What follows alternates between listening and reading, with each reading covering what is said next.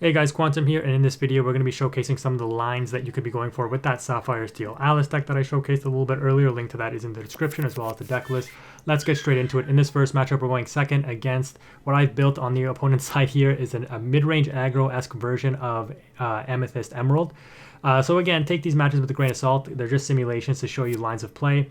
By no means is this like a super competitive match. So for example, the CPU quests with the Chernobog here and banishes it. I don't know why you would banish it there because it's not being threatened, so it can just stay on board and get more lore.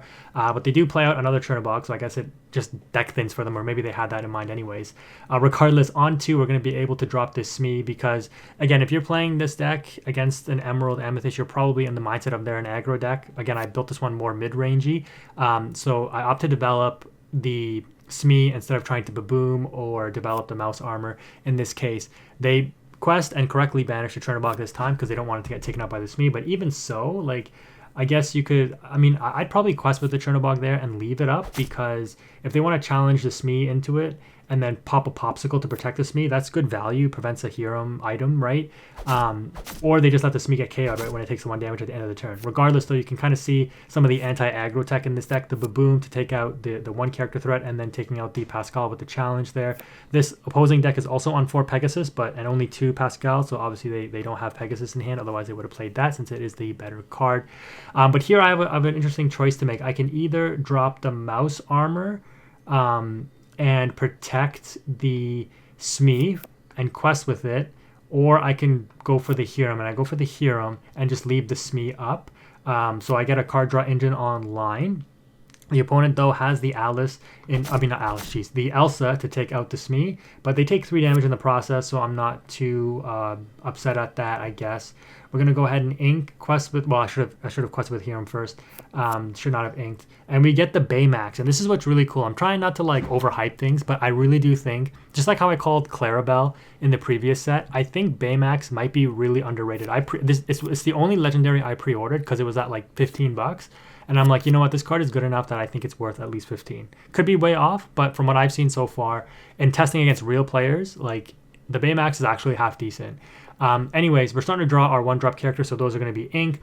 We're at 6 now. We're going to go ahead and drop the Tinkerbell to clean up the board a little bit. And the opponent has the new Genie, which I think this card is overrated. It's definitely a good card, but I do think it's slightly overrated because, as you can see here against Steel decks, it just, like, yes, it replaced itself, but I mean, my Hiram draw engine is just stronger, and yes, you replace yourself, but unlike Rabbit, it doesn't get you a 2-for-1. Speaking of which, there goes the Rabbit there. Yes, the Genie does quest for 2, but I just think it is a little susceptible. The opponent, I think, sang or did they hardcast? I don't know, they must have sung the Bruno, and taken out the Tinkerbell, at least off the board, and forced me to discard the Mr. Big. And then they dropped the Fox, so they got a lot of characters with damage on them, but, you know, leaving damage on my Hiram here. Look at this. Just give it the heal on the Baymax, gain 2 lore instantly, catch up in that lore race a little bit, despite being on the draw. Quest with Hiram, or no, sorry, sing with Hiram, because I don't want to banish the Mouse Armor, and then quest with Alice to give the Hiram ward and +1 lore. So I should have done that. No, it didn't matter because I sang with Hiram, right? It didn't matter that I got the lore afterwards. And then I gave resist to the Alice to make it even harder to take out. And they don't have enough to throw into the Hiram here, so I'm fine. They bounce back the Baymax with the Kit Cloud Kicker, which is really good. And then they Tamei, I forget what the name is, Go-Go, whatever. Really good card for Emerald. I think it fits its way into almost every Emerald deck. They gain 4 lore off of the 4 damage on my Hiram here, so good play by the CPU to capitalize on that. But we're going to go ahead and quest with Alice, give the Hiram the +1 lore and the ward, then quest with Hiram, draw 2, and this is the synergy, guys. And yeah, you bounce my Baymax. You can see me ink the Gontu there, but like, sure, replay the Baymax, heal 2, keep my Hiram online, and gain 2 lore. I'm now ahead in the lore race. I give resist at this point to Hiram, I guess, or Alice. I probably should give it to Alice, right? Because, oh no, I give it to Hiram because they can either throw both of their characters into the Alice or both of their characters into the Hiram, and I think at this point I value the Hiram more. So I'm like, I'll take the Alice, you know, getting KO'd at this point. They Kit Cloud Kicker me again, so they have a pretty wide board. We do have a Tinkerbell, which we can drop. I think we do drop it here because it'll take out the 2 exerted characters right now. Why do I drop Baymax here? There's no way I drop Baymax here. Why would I do that? That makes no sense. I guess I'm gearing up for a Tinkerbell next turn. What am I doing here? Why didn't I just drop Tinkerbell? I mean, I'm on 16. I dropped Calhoun.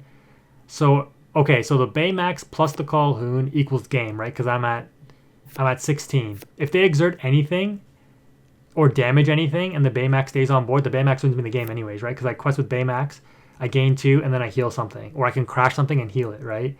Like, the synergy is crazy. Crash Calhoun, gain 2 Allure while I take out a threat. Take 1 damage on the Calhoun. Quest with Baymax, gain 2, heal 1, gain 4.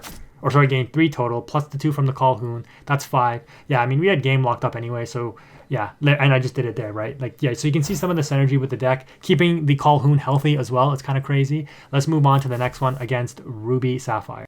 Okay, so in this matchup, again, we're going to be on the draw. Traditionally a hard matchup for... Oh no, we're on the play on this one? Okay, it's the third match, the next one that we're on the draw for. So I guess you can see, you know, what can this deck do on the play, even against a rough matchup like Ruby Sapphire. I do think Ruby Sapphire is probably going to be the deck to beat in this next format. So let's see if this deck can do enough to get over some of the oppressive nature of Ruby Sapphire control here. You know, double popsicle, okay, they do end up playing out a bunch of items there, so they do get good utilization of their ink. We have a Chenpo, which, you know, can help survive a Maui hit, which is nice. We're going to drop double popsicle, ink. I'm deciding, like, do I ink the Chenpo or the Cogsworth? Generally, because of the big Sisu and the Be Prepared, I think that the Cogsworth really does have limited use in the Ruby matchups. At least against Ruby Sapphire. Against Ruby Amethyst, it's like, okay. So I'm valuing the Chenpo here, you know, matchup-specific decisions. Again, not expecting that most Ruby Sapphire decks are going to be on Queen of Hearts. I lose my Smee because of that, which is really unfortunate. Again, I know because I gave the CPU this deck, but, you know, I'm playing as if I'm expecting a regular Ruby Sapphire build. So at this point, you know, again, we're not on ramp, so we do have to play kind of on curve, but we do have the Hiram. The issue is, in this particular matchup, right, and this is why giving Ward is so important, the small Sisu will instantly just destroy my draw engine of the Hiram. And so, and speaking of which, there it is, right? Like, it's really unfortunate that that happens. So the Popsicles and the Fortispheres really have to go big and thinning out my deck and hopefully drawing me into multiple copies of Hiram. This is why I was saying, like Beast Tragic Hero is still weak against Ruby decks. Like, even if you play a Beast Tragic Hero, the odds that it survives enough to get you a couple of draws, probably not happening, especially with ice blocks and you know, brawls and stuff. Speaking of which, there's a brawl. But the Alice actually does a lot of work here. Yes, it does still get big Sisu, which will probably happen at some point, but it can't be targeted by Brawl or the little Sisu, which is actually pretty big.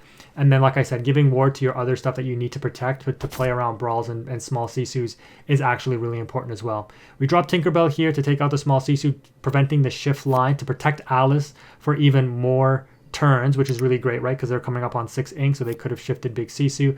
My guess, though, at this point is that they're holding on to a Be Prepared, so I shouldn't be playing into it, but I do anyways, I guess. Well, I mean, what am I going to do? Not play anything? It's either the Gontu or the Mr. Big, and I probably value playing the Gontu here. I mean, the Mr. Big, so I can play the Gontu on the follow-up to the board wipe. And, you know, just, again, misplay. I should have given the extra lore to the Tinkerbell if I'm expecting a board wipe at this point. So the CPU with the quickness drops the B prep, but they're not on any draw engine. So this is still an issue that plagues Ruby Sapphire, although not as much as it has in previous sets, because now they have Azurite C, they have Visions of the Future. They have a lot of ways to get to their Hiram, plus Popsicles thinning out their deck.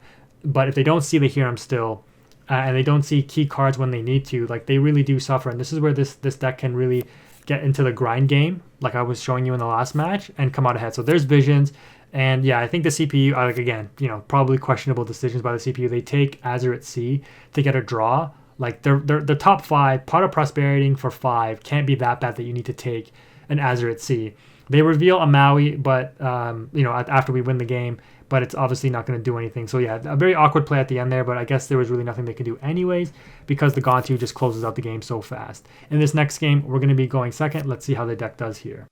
Okay, so we're going to ink the Tinkerbell since, we're pretty far away. The opponent has no one-drop item, so we're going to go ahead and develop our Mickey Mouse. They draw probably the best turn 2 now in the Azurite Sea, getting that extra ink, so that free ramp and card draw. Absolutely crazy that this card was printed.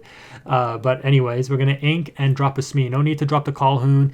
Again, in this particular matchup, this is where not having like ramp to ink your uninkables, you have some bad cards in this matchup. Like the Calhoun, it can still have some utility, but it's really, really limited. In this matchup, the Pete really does hard carry a lot because of you need to stop the Be Prepared. But here I value playing the item and then playing out a Calhoun. So, I'm on 4 cards. My opponent's already on 4 ink as well. They're ahead of me being on the play. They're going to be on 5 ink while I'm still on 3. But they don't have a Hiram and they don't have a Maui. They drop Queen of Hearts and another Sisu though. So they're potentially gearing up for a big Sisu shift. But again, Calhoun being that 3 strength helps. Again, if they have Ice Block though, it's a different story because they can definitely board wipe me. And this is why the Cogsworth in this matchup isn't the greatest.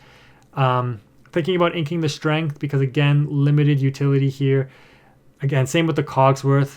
This is the situation with a deck like this, right? It's like very low strength characters, so susceptible to big Sisus.